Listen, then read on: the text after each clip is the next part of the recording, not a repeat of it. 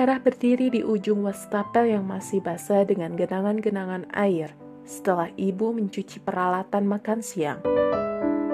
Ia merasa sedih dan muak dengan perlakuan yang ia terima semenjak para penduduk bumbu dapur mencuri dengar ketika ibu membacakan dongeng bawang merah dan bawang putih kepada anak-anak yang biasa mengaji bersama ibu di sore hari 2 minggu yang lalu.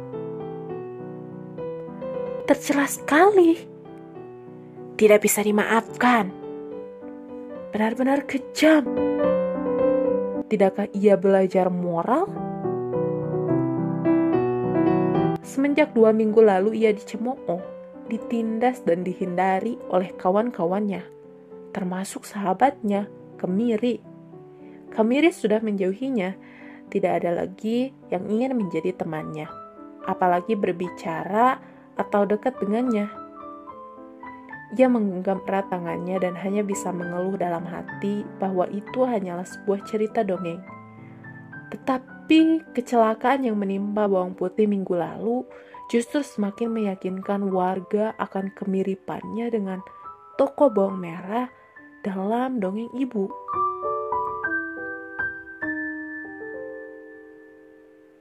Seminggu lalu diadakan sebuah pertandingan sepak bola di meja konter. Tim bawang akan bertanding melawan tim kacang pada hari itu. Sayangnya, bawang putih bangun kesiangan. Kemudian, bawang merah memutuskan akan menjemput bawang putih karena rumahnya lebih jauh 1 lemari dari rumah warga bumbu dapur lain. Ia berlari tertatih sambil sesekali melirik jam dapur yang tergantung di dekat pintu. 10 menit lagi pertandingan dimulai dan ia masih harus menempuh jarak setengah lemari lagi. Bawang putih, lekas, pertandingan segera dimulai. Ia berseru. Ah, maafkan aku bawang merah, aku kesiangan, mari kita pergi. Mereka kemudian bergegas pergi menuju meja konter karena pertandingan akan dimulai 5 menit lagi. Bawang merah ketika itu berada tepat di belakang bawang putih. Ketika mereka hendak sampai, tak sengaja seekor semut lewat di antara sela kaki mereka dan menyebabkan bawang merah kehilangan keseimbangannya, sehingga tubuh bawang merah condong ke depan, hampir terjungkal. Lengannya terlihat seperti mendorong bawang putih hingga ia terguling jatuh dari atas meja konter membentur lantai. Seketika itu, waktu seperti terhenti. Tak satu pun dapat bergerak maupun percaya akan peristiwa yang baru saja terjadi. Bawang putih jatuh membentur. Tinggi konter menuju lantai berjarak sejauh 2 kaki.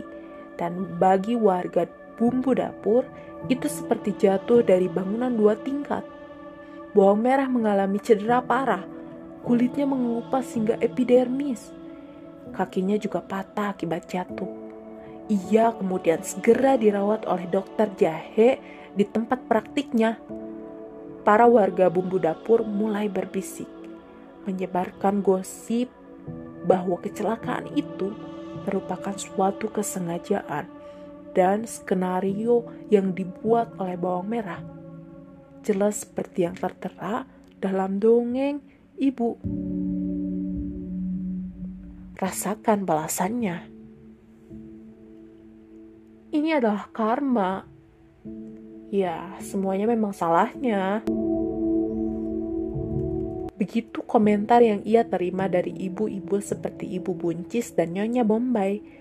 Tak heran menemukan bawang merah berada di bagian tersudut sebuah kamar, menyendiri ditutupi keranjang kecil berisi bungkus-bungkus tepung bumbu dan juga kopi. Beberapa waktu setelah itu ia berpikir ingin pergi, mungkin menjelajah ke dapur lain. Siapa tahu ia menemukan hidup baru yang lebih baik. Tetapi kemudian terbersih kemiri, lada dan adas manis yang telah menjadi sahabat baginya. Kenangan-kenangan yang selama ini berada di ambang, tak tega untuk ia buang. Bawang merah lalu menghela napas. Mencoba menjernihkan pikiran di pinggir wastafel yang belum juga mengering. Ia merutuki dirinya karena menangis. Bagaimana tidak? Ia bawang merah. Bawang yang membuat manusia sekuat baja pun dapat menangis hanya karena memandanginya. Napasnya yang sesak kini mulai ia rasa menyebalkan.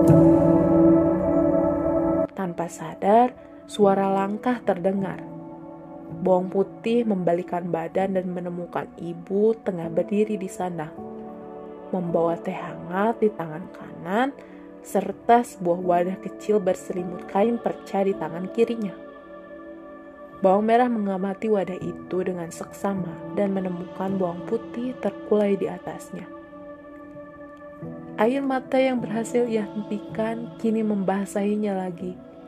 Bahagia, kata ibu, bawang putih sudah membaik keadaannya. Bawang putih, aku minta maaf. Sungguh minta maaf, tangisnya. Meski masih lemas, bawang putih berusaha membalas dengan senyum dan anggukan, cukup untuk memperbaiki keadaan. Kemudian ibu meminta maaf kepada bawang merah atas kejadian yang menimpanya. Ibu senang dan bangga atas kesabaran yang dimiliki oleh bawang merah. Sebagai hadiah, ibu memutuskan untuk membuat sebuah kisah baru. Kisah ini bukanlah dongeng, melainkan sebuah pengalaman yang menuntun kepada pelajaran, di mana satu kesabaran akan memperoleh berjuta kebaikan, entah kekayaan atau sekedar kedamaian dan rasa aman. Semua peristiwa kecil sesungguhnya dapat kita ambil sebagai pelajaran yang tak ternilai harganya.